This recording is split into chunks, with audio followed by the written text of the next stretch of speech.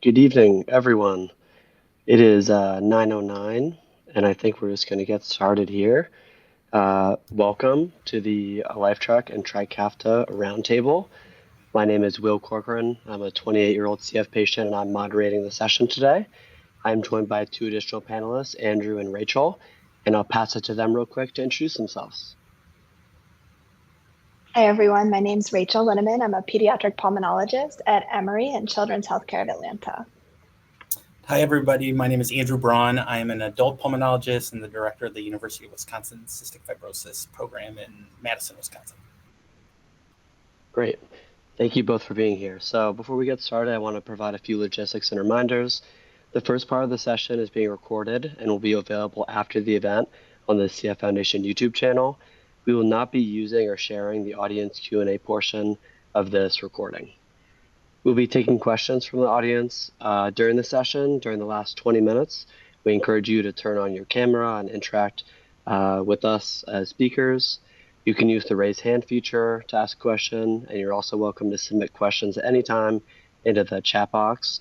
Though we will not be able to answer questions about individual care and treatment plans, we encourage you to use the information you learned today to have conversations with your care team. We may not be able to get to all of the questions you all have, but we'll do our best to answer as many as possible. And before we begin, I want to remind everyone of the CF Foundation event conduct guidelines, which will be shared in a link in chat. Please be considerate, open-minded, and respectful, and we ask that you do not use any malicious or offensive speech, and do not ask or give medical advice. If at any time you feel the event conduct guidelines are not being followed, please contact a CF Foundation staff member at the help desk. Finally, if you're experiencing any technology problems during our session, please visit the help desk in the expo area, which is on the left-hand side of your screen. Now let's get started. Our next slide is our disclosures page, I believe. Please feel free to review that as you'd like. And then next slide, I'm just going to talk about myself for a moment. So I'm a 28-year-old CF patient, as I said. I was diagnosed at 3 months old. I received a liver transplant due to CF liver disease at 15 years old. And for the past 10 years or so, I've done breathing treatments 4 times a day for 2+ hours daily. And I was never eligible for Trikafta or any of the other modulators until Alyftrek just came out about 4 months ago. And for that, I'm very thankful. I learned about my Alyftrek eligibility through a presentation at the North American CF conference at the end of last year. And I was the squeaky wheel with both my CF care team at Northwestern, as well as with Vertex itself, to get access as soon as possible, as I was very eager to finally be able to start a modulator. And when I did start on January 16th of this year, I was told that I might have been the first person not in the clinical study to get my hands on the drug and be able to start it. So now I'm in week 16 of being on Alyftrek, and I'm really looking forward to telling you all more about that later. But right now I'm going to pass it to Rachel and Andrew to talk some overhead stuff about the differences and similarities between Trikafta and Alyftrek before we dig into some specific questions I have. So I'll pass it to you two. Thanks so much, Will. So let's just get started by comparing Alyftrek versus Trikafta. So both these medications are what we call triple combination therapies, and you can see here each of them involves 3 medications. And they both work similarly to try to make the CFTR channel, or the CFTR protein, which is shown here in the picture, work better at conducting salt and moving water. And so the first component of Alyftrek is vanzacaftor, and very similarly to elexacaftor, it works along with tezacaftor, the second component, to allow more of the CFTR protein to get to cell surfaces. But vanzacaftor is a novel or different molecule, and it has a different chemical structure than elexacaftor, so may have slightly different results. Next bullet. Dutivacaftor is similar to ivacaftor. It increases the CFTR channel opening, but it has a longer half-life, and that allows once daily dosing for Alyftrek instead of twice daily dosing with Trikafta. Next bullet.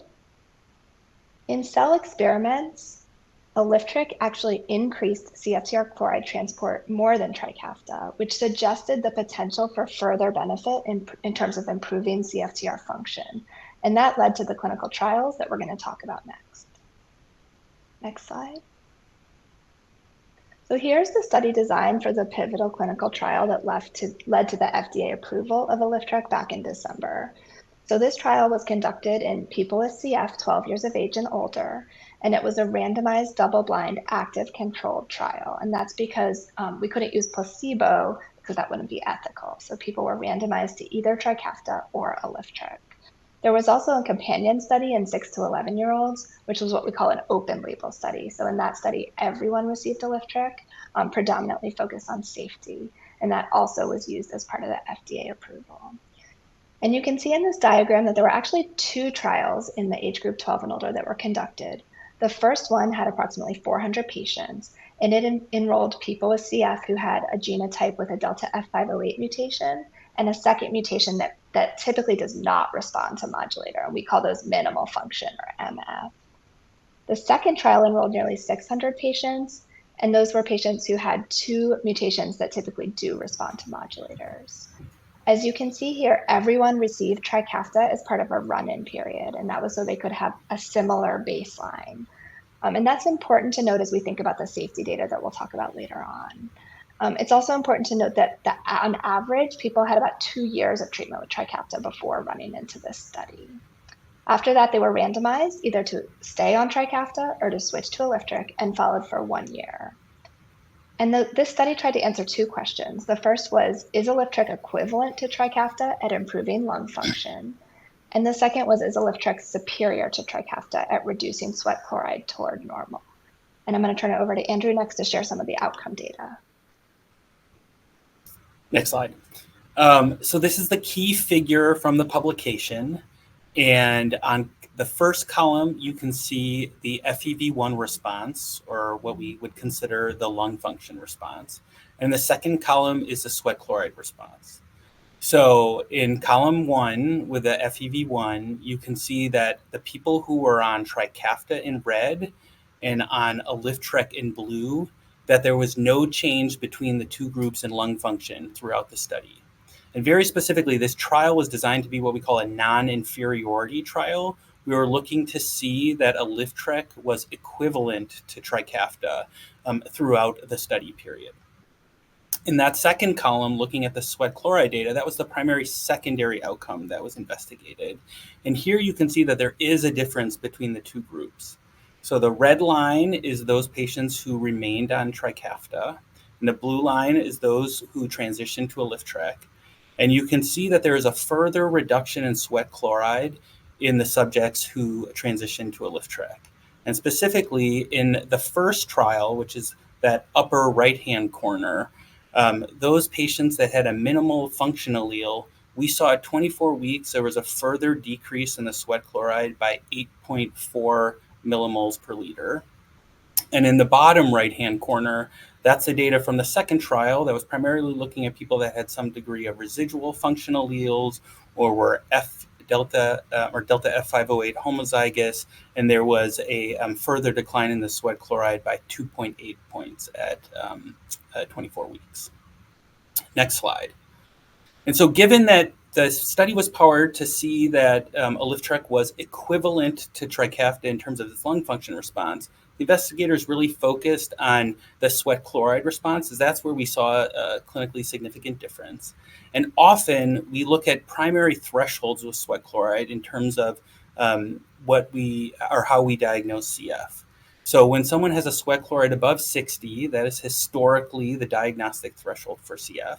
And in this era of highly effective modulators, looking to see what percentage of the group of subjects on a given drug were able to achieve a sweat chloride below 60 is kind of a new threshold that we've been looking at. And so those who maintained on Trikafta, 77% of people at 24 weeks had a sweat chloride that was less than 60, and 86% of those who had transitioned to Alyftrek fell below 60, or fell below that kind of key standard diagnostic threshold of sweat chloride for CF. And we also looked at those who had a sweat chloride that fell below 30, which in some senses we would describe almost a normal functioning CFTR protein.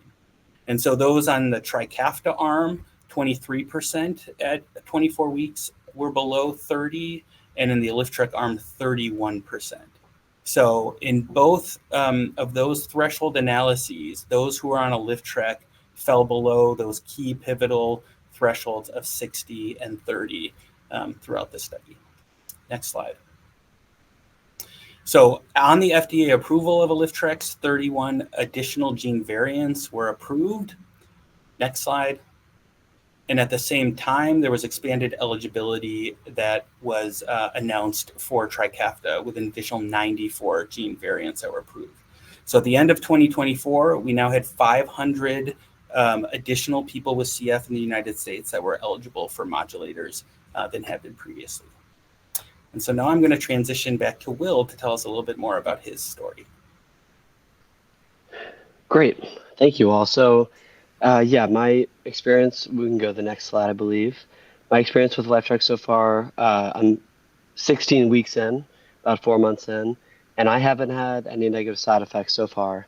And I've also not had a necessarily robust response. For me, I haven't seen a significant difference in my PFTs, weight, frequency of antibiotic usage, etc.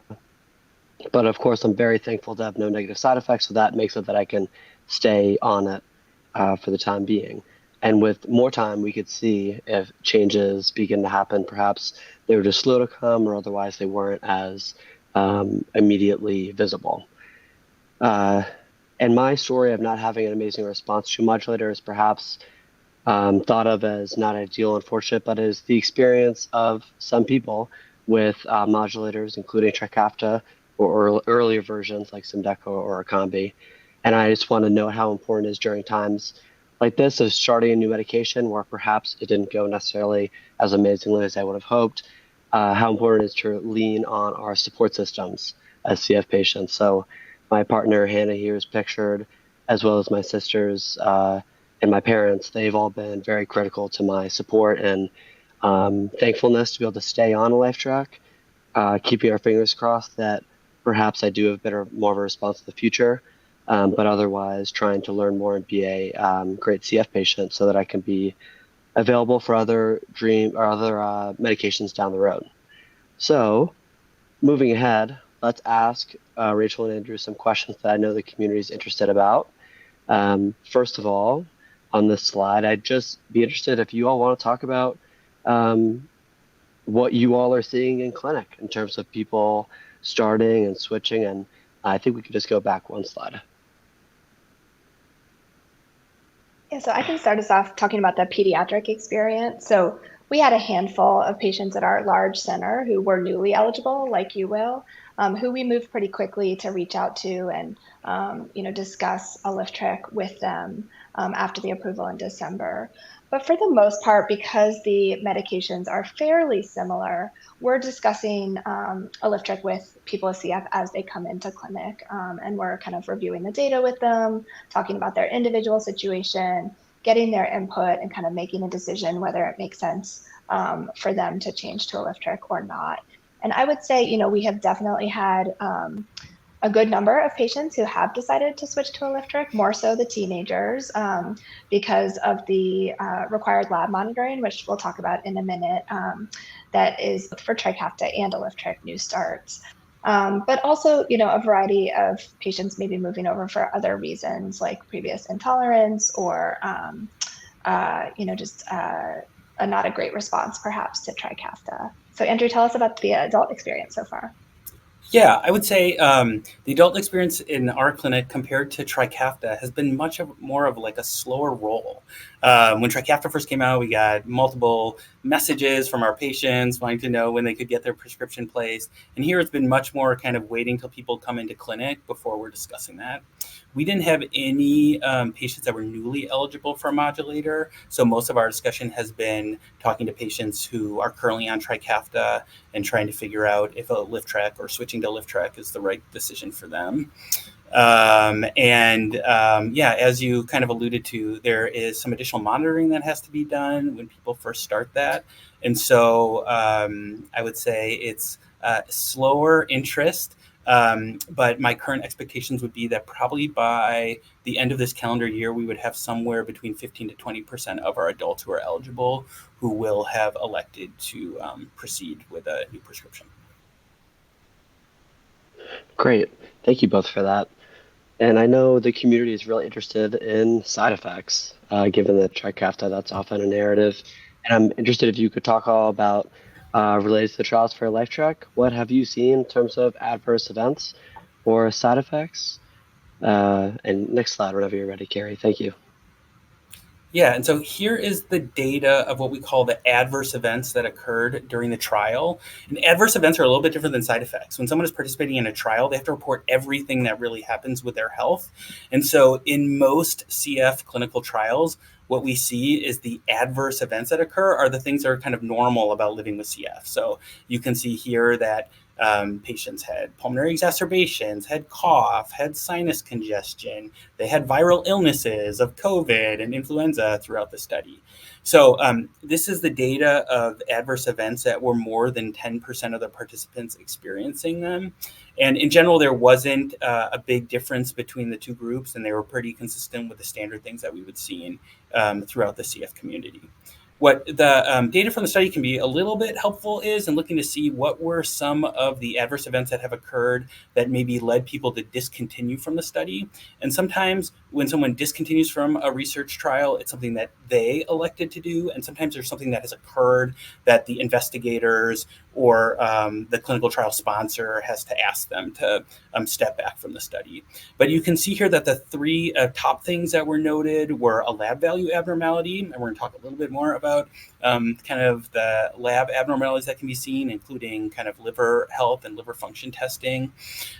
Mental health is always something that people are concerned about. And the trial of Alyftrek wasn't really looking to see how people's mental health changed during the study, but if someone developed a mental health issue, whether that be depression or anxiety, that would have been noted as an adverse event. So there were a few people who did drop out of the study or were discontinued from the study. You can see here that there were a total of 2 people in the Trikafta arm and 3 people in the Alyftrek arm that did discontinue related to some type of mental health related event. And then finally, something that's been really throughout all modulators, the concern of maybe having some degree of a skin rash or some type of skin condition on initiating modulators. And in this study, there wasn't a really high percentage of that and not a big difference between the group. But part of it was that everyone who was in this study had already been on Trikafta. And so probably that kind of risk or exposure may have already occurred.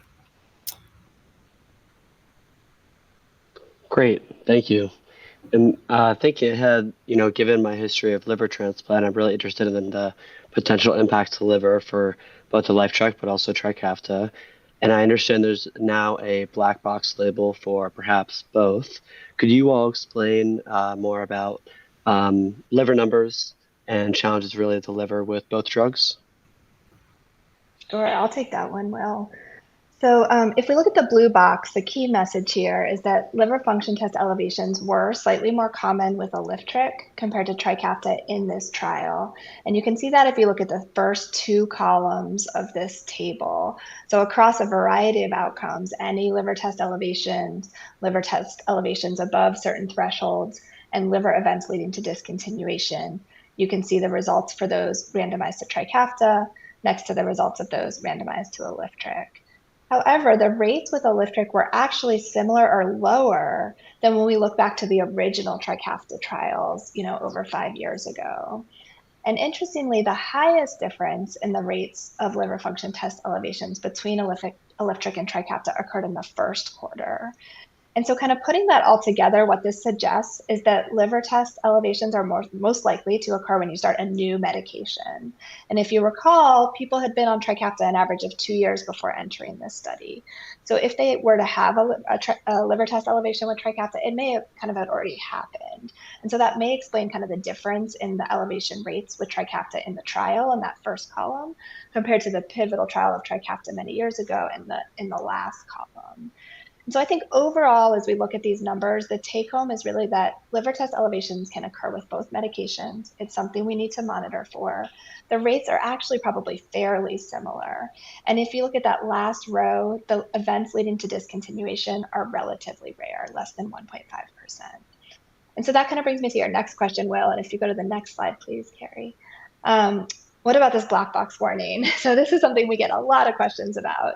And I think there's kind of a common misconception out there because of the timing that this was related to the data from the Alyftrek trials. But in fact, it was really based on post-marketing data from Trikafta use. And what that means is that after a product is marketed, we continue to follow for adverse events as it's being used much more broadly in the general population.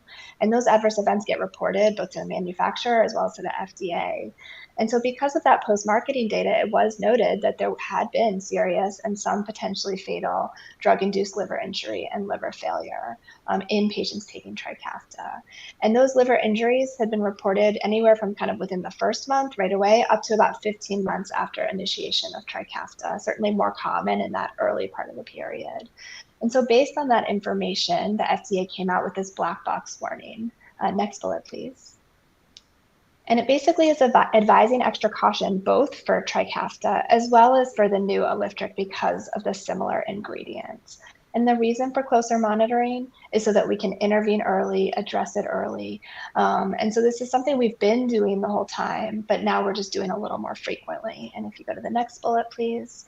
The recommended schedule now with the black box warning is to check liver test elevations before, test liver function tests before starting every month for the first 6 months, and then every 3 months for the next 12 months. So that's about 15 months of closer monitoring, which matches the frequency of the rate that we saw those cases with Trikafta.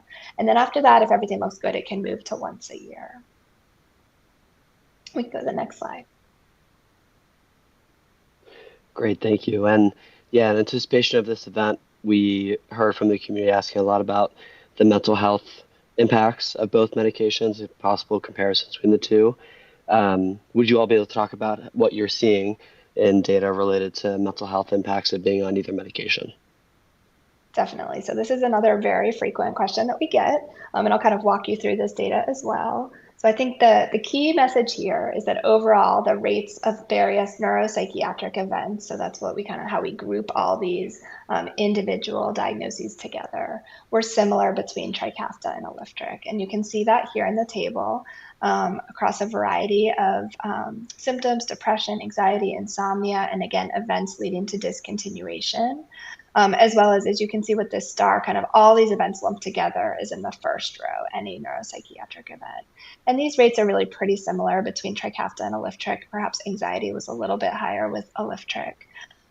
So overall, similar rates between the two, but a key important caveat is to remember that these trials were only able to include individuals who could tolerate Trikafta.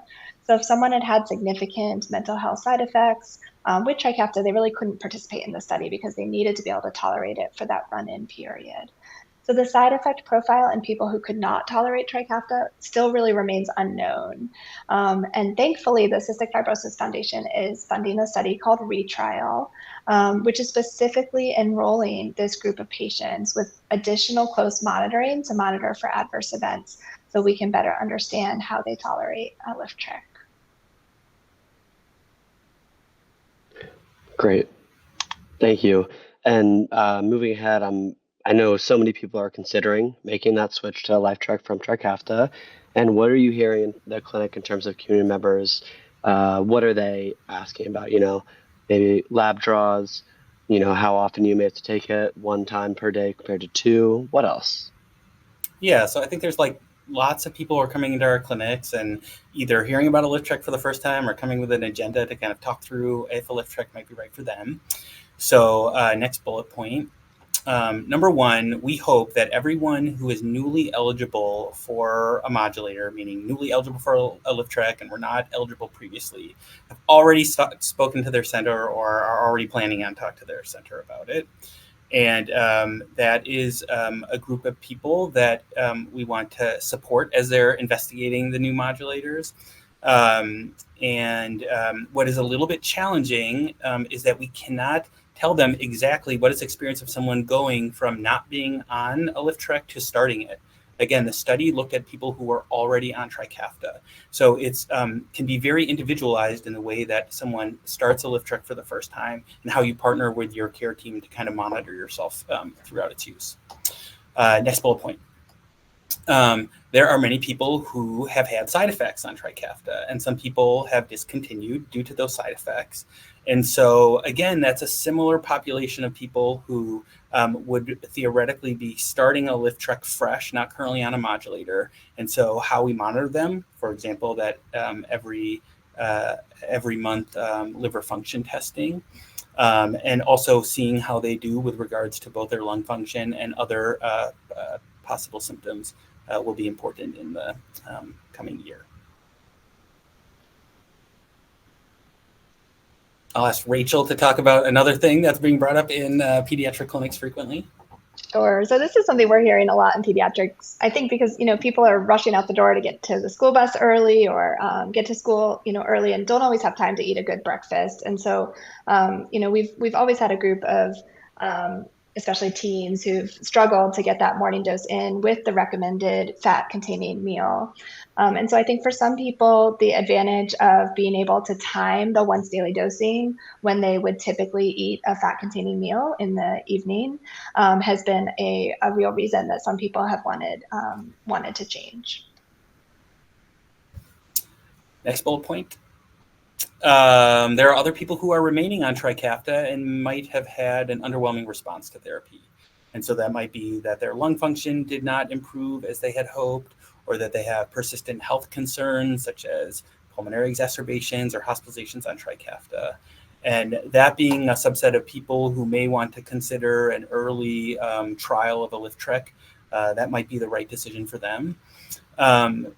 We have clinically in our clinic used some sweat chloride testing in people who are on Trikafta, and sometimes that might be a biomarker that could be helpful in seeing if they might not have had that robust response of getting that sweat chloride below 60.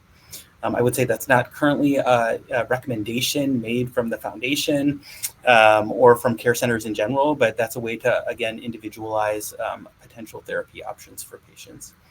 And as we had shown on the trial, there were actually two primary trials running at the same time, and that sweat chloride response seemed to be more robust in those who had a minimal functional allele.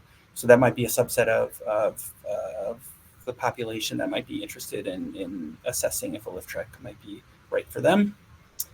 And then next bullet point, finally, there's many people who I think are interested in Trikafta because of that once-a-day dosing.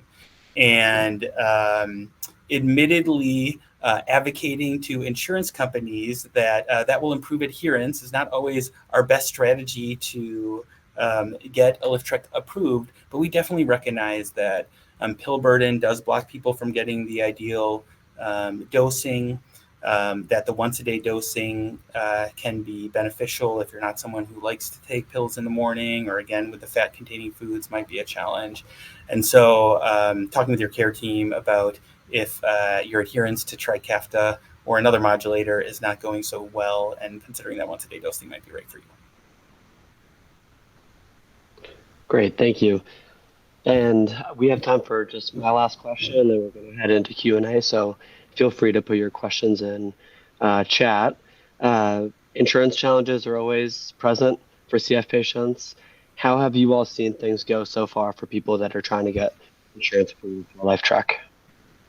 Yeah, I guess I would say it's very diverse amongst care centers. Depends somewhat on the state or the insurance plan that you have.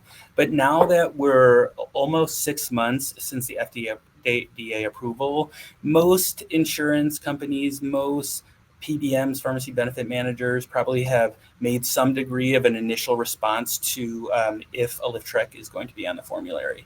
So I think partnering with your own care center, the social worker on your care team probably knows a lot about what's going on with other individuals throughout the center. Compass is also a great resource to learn more if you're having challenges, or if you're just wanting to investigate if Alyftrek might be something that you're eligible for.